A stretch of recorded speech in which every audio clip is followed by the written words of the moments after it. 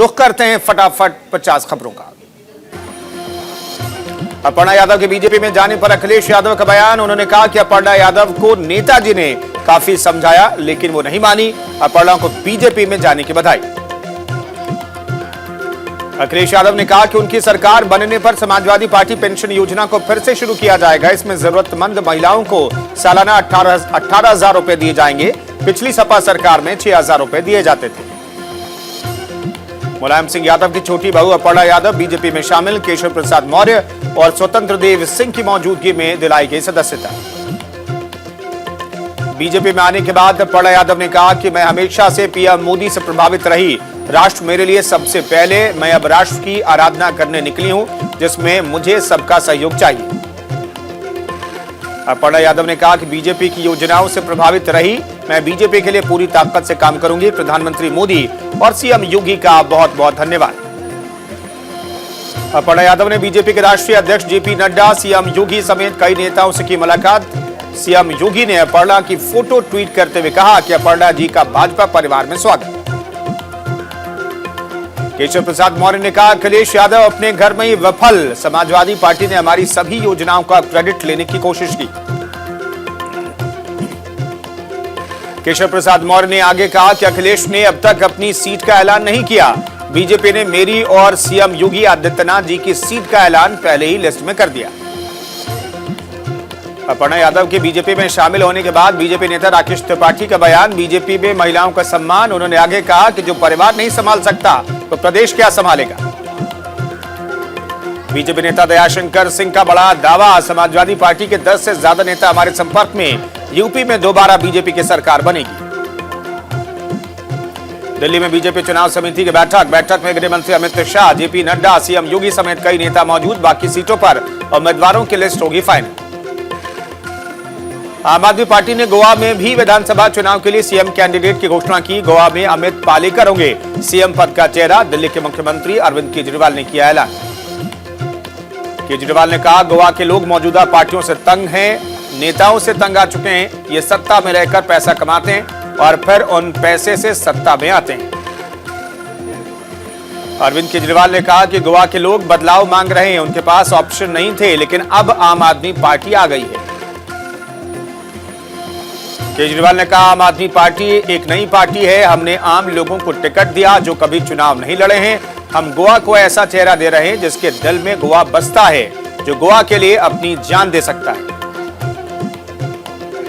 केशव प्रसाद मौर्य ने ट्वीट कर अखिलेश पर किया वार। कहा सपा मुखिया अखिलेश यादव झूठ बोलने की ऑटोमेटिक मशीन है। जिनके शासन में बिजली, खंभे, ट्रांसफार्मर सब गायब थे, वो अब फ्री बिजली देने के सफेद झूठ बोल रहे हैं। बीजेपी सांसद रवि किशन ने एसपी पर साधा निशाना। कहा कि एसपी ने 2017 तक के हालात में प्रदेश को लाकर खड़ा कर दिया था और प्रदेश भूला नहीं है। अराजकता, कब्जा, असुरक्षा, संसाधनों का दुरुपयोग सब याद है, इसलिए बस भाजपा ही विकल्प है। पहली बार विधानसभा चुनाव लड़ सकते हैं अखिलेश यादव। किस सीट से चुनाव लड़ेंगे अभी तय नहीं। अभी आजमगढ़ से सांसद हैं अखिलेश यादव। आज बयान दिया, आजमगढ़ की जनता से पूछ करके लड़ूंगा चुनाव। यूपी में वर्चुअल रैली के नाम पर एक कार्यक्रम के आयोजन में समाजवादी पार्टी को चुनाव आयोग ने दी चेतावनी। कहा यह पार्टी का पहला उल्लंघन था, इसलिए कोई कड़ी कार्रवाई नहीं कर रहे। अखिलेश के लिए प्रचार करेंगी ममता बनर्जी। 8 फरवरी को लखनऊ में अखिलेश के साथ करेंगी वर्चुअल रैली। मौलाना तौकीर रजा का एक और विवादित बयान। का बटला हाउस एनकाउंटर में मारे गए लोग आतंकी नहीं, ठीक से जांच हुई होती तो उन्हें शहीद का दर्जा मिलता। दिल्ली में आज उत्तराखंड बीजेपी की अहम बैठक। चुनाव समिति की बैठक में सीएम पुष्कर सिंह धामी भी होंगे शामिल। चुनाव समिति की बैठक में टिकट वितरण पर होगा मंथन।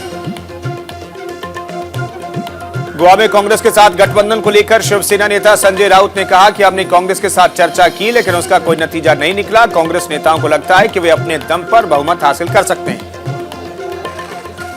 सीएम योगी आदित्यनाथ का आज ग्रेटर नोएडा दौरा। जिम्स अस्पताल का निरीक्षण करेंगे मुख्यमंत्री योगी। कोरोना को लेकर करेंगे प्रेस ब्रीफिंग।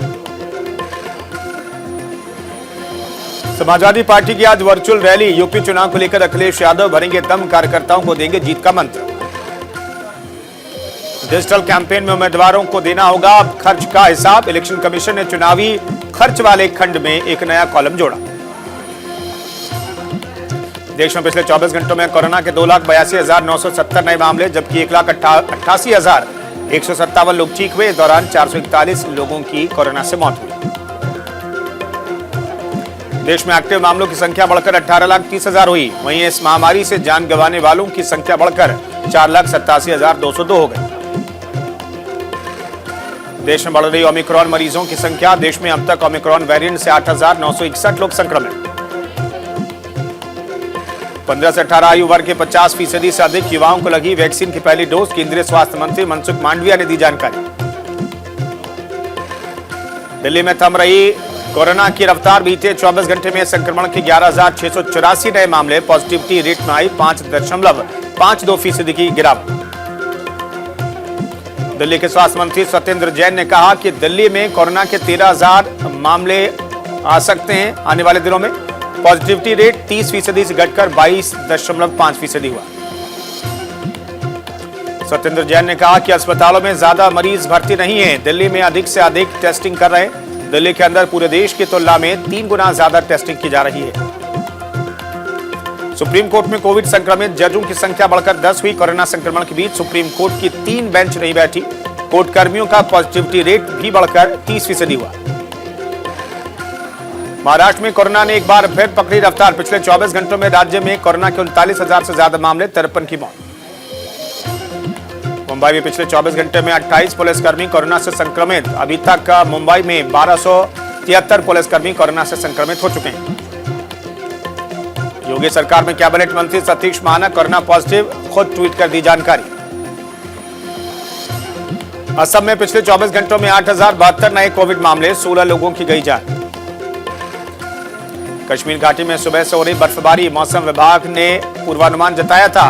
पहाड़ी और मैदानी इलाकों में बर्फबारी का पूर्वानुमान। चुनाव से पहले एसपी का बड़ा झटका। शाहजहांपुर के जलालाबाद से एसपी विधायक शरदवीर सिंह ने पार्टी से दिया इस्तीफा। गोवा चुनाव में बड़ी सियासी हलचल। गोवा फॉरवर्ड पार्टी के जगदीश बुबे ने ज्वाइन की टीएमसी। जयपुर में यात्रियों से भरी मिनी बस पलटी। हादसे में 2 यात्रियों की मौत, करीब 6 यात्री जख्मी, अस्पताल में कराए गए भर्ती। कानपुर में फर्जी पान मसाला फैक्ट्री पर छापा। मौके पर पकड़ा गया लाखों का नकली माल। कई सालों से चल रहा था पान मसाला का गोरख धंधा। नकली माल के साथ पकड़ी गई लाखों की टैक्स चोरी। मुजफ्फरनगर में काल बनी कोयले की अंगीठी। भाई बहन की दम घुटने से मौत। ठंड से निजात पाने के लिए जलाई थी अंगीठी। जलती अंगीठी कमरे में रखकर सो गए थे भाई बहन। मुंबई में आईएनएस रणवीर में धमाका। 3 जवानों की शहादत होने की खबर। कई जवान जख्मी, जांच के दिए गए आदेश। सरकार ने रिश्वत मामले में गेल के मार्केटिंग निदेशक को किया सस्पेंड। सीबीआई ने 2 दिन पहले किया था गिरफ्तार। दिल्ली में सभी पुलिसकर्मियों की छुट्टियां अगले आदेश तक स्थगित। गणतंत्र दिवस के चलते लिया गया फैसला। देश में कोरोना के बढ़ते प्रकोप को देखकर केंद्र ने सभी राज्यों को लिखा पत्र। जरूरी व्यवस्थाएं दुरुस्त करने की दी सलाह। लखीमपुर हिंसा मामले में आरोपी आशीष मिश्रा की बेल पर सुनवाई पूरी। हाईकोर्ट ने फैसला रखा सुरक्षित। दिल्ली हिंसा के दौरान गोकुलपुरी में हुई दिलबर निगी हत्याकांड में हाईकोर्ट का बड़ा फैसला। 6 आरोपियों को दी जमानत।